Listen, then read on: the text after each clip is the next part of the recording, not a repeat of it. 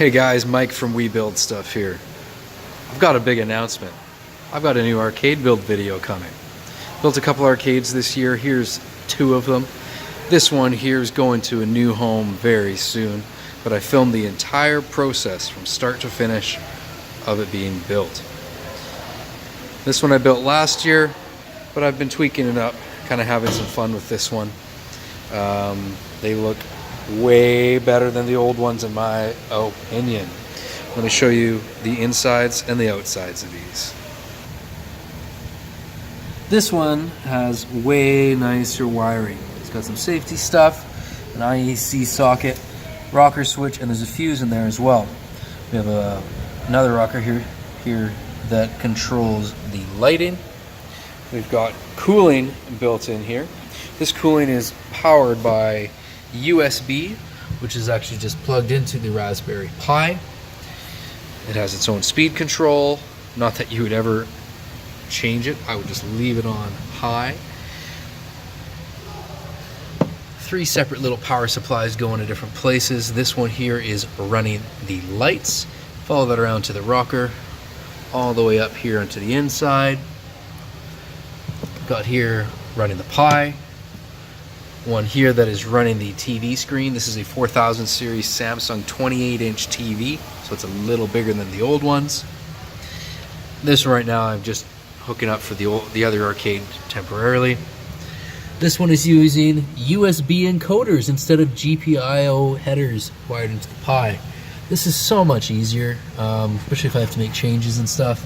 The GPIO works, but I think I've been converted and I'm never going to go back to that. This is so much nicer to work with for an arcade. These ones are really nice and easy to hook up, and I'll make sure to buy from this seller again. Let's go to the front.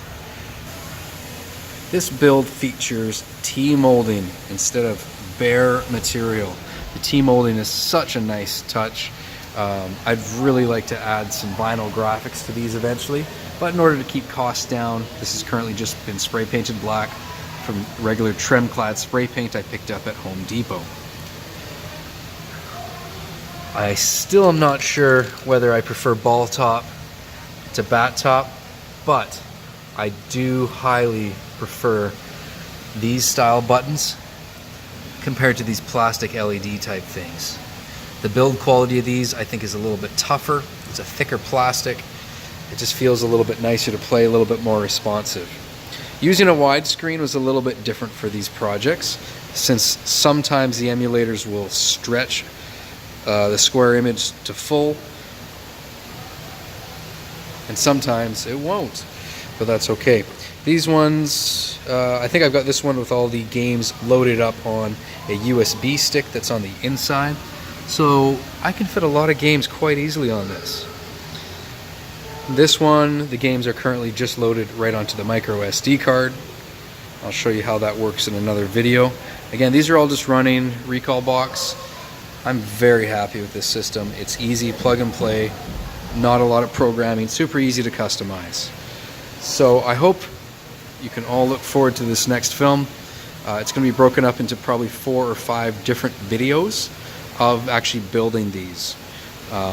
Every step, and I'll be able to answer questions as well. I'm going to include documentation with my templates. I've got some AutoCAD files that I may include, we'll see, but there'll definitely be some written instructions, and hopefully you can all build some awesome fun home arcade machines.